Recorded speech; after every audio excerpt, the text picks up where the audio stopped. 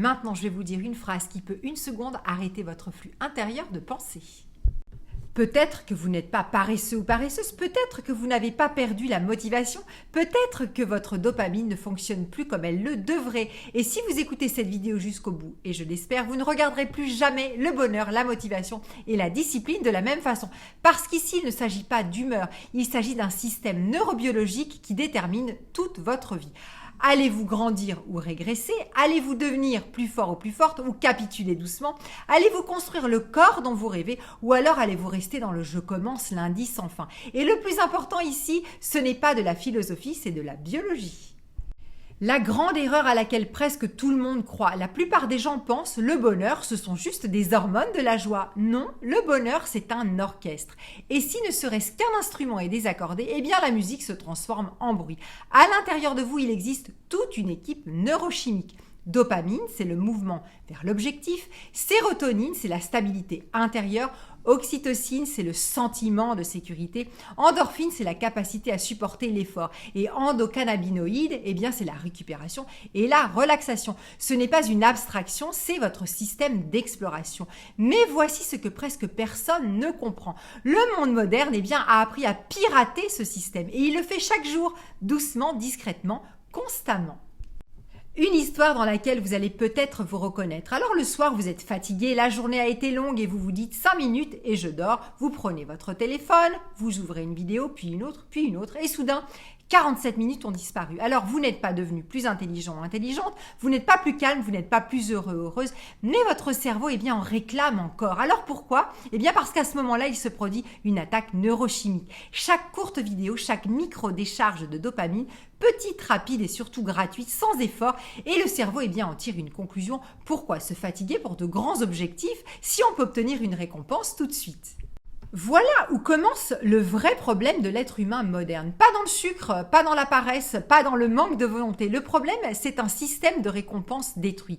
La dopamine, le neurotransmetteur le plus mal compris. Alors voici une idée eh bien, qui peut bouleverser votre compréhension de la motivation. La dopamine n'est pas l'hormone du plaisir, elle n'est pas même le kiff, elle parle de l'élan, de l'anticipation, la chasse, le mouvement, le combat, l'accomplissement. La dopamine, c'est l'énergie du chemin et le plaisir, c'est la fin. Ce sont les endorphines qui le donnent, mais l'être humain moderne eh bien, a fait l'impossible. Il a appris à obtenir la fin sans le chemin.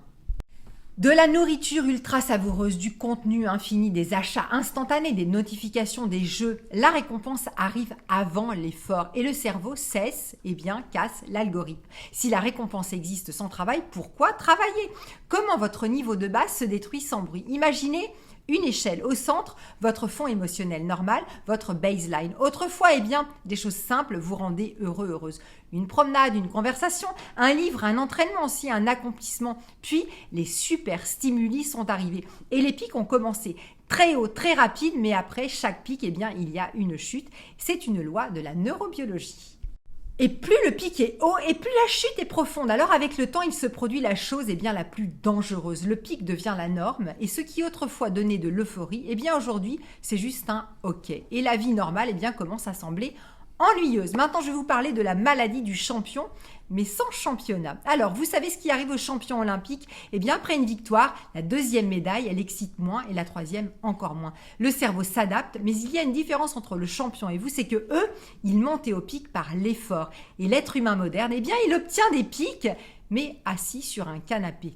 Le symptôme le plus inquiétant d'une dopamine détruite, ça n'est pas la fatigue, ça n'est pas la procrastination, ça n'est pas l'absence de motivation, mais c'est cet état de je n'ai envie de rien. Eh bien, pas parce que vous êtes faible, mais parce que les récepteurs eh bien, sont surchargés.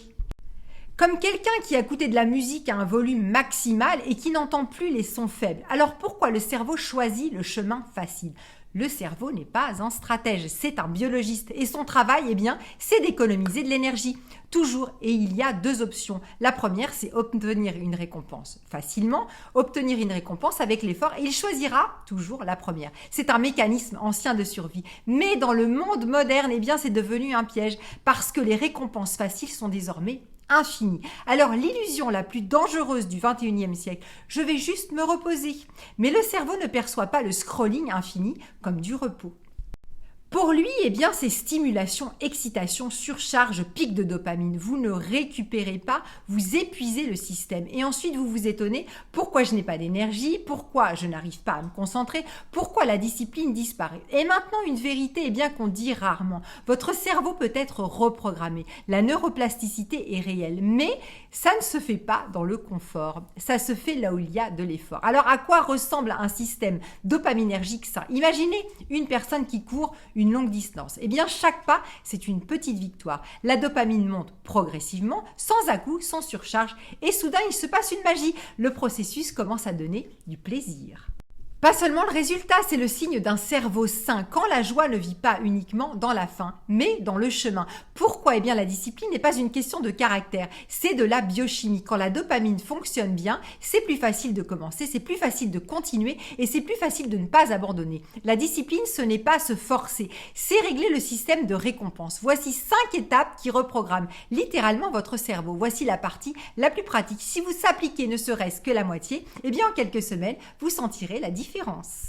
Premièrement, limitez les coups de dopamine rapides, pas pour toujours mais stratégiquement. Ne commencez pas la journée par le téléphone et ne la terminez pas avec les 30 premières minutes du matin, et bien programme le cerveau. Et les 30 minutes avant de dormir, programme le sommeil. Deuxièmement, ramenez l'effort dans votre vie. Le cerveau doit à nouveau associer effort, récompense. Commencez simple, marche, musculation, natation aussi, douche froide, pratique respiratoire. Alors oui, au début, vous n'avez pas envie, c'est normal, récepteurs se réveillent. Troisièmement, arrêtez de vous divertir en permanence. L'ennui n'est pas un ennemi. L'ennui, c'est le moment où le cerveau commence à penser, à créer, à récupérer. Les génies ne naissent pas dans le bruit, ils naissent dans le silence. Quatrièmement, le sommeil, le principal régulateur des neurotransmetteurs. Le manque de sommeil, eh bien, c'est baisse de la dopamine, dérègle aussi la sérotonine, augmente le cortisol et vous rend plus dépendant des récompenses rapides. Le sommeil, ce n'est pas du repos, c'est un redémarrage neurochimique. Cinquièmement, le contact humain réel, s'il vous plaît, plus puissant que n'importe quel antidépresseur. Eh bien, on ne peut pas télécharger l'oxytocine, on ne peut que la vivre. Les câlins, les conversations, le rire, c'est quelque chose qu'on a perdu. Le soutien, c'est la biologie de la sécurité.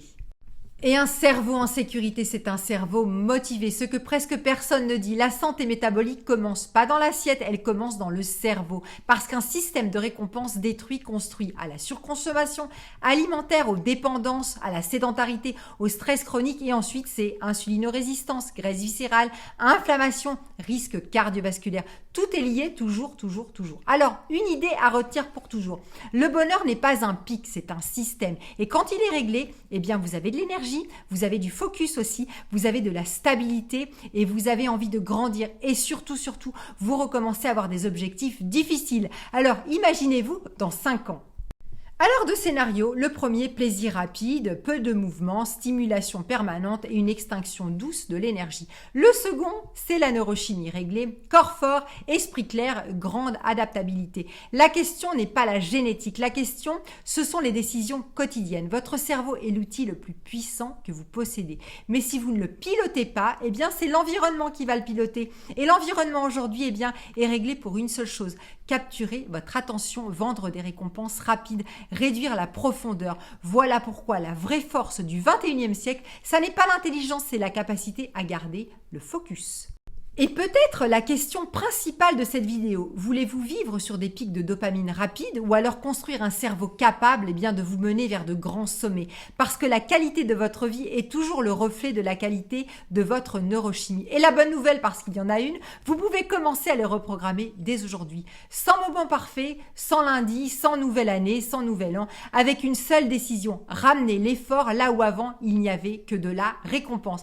Et un jour, eh bien, vous comprendrez une chose étonnante. Le plaisir le plus profond, c'est de voir la personne forte que vous devenez.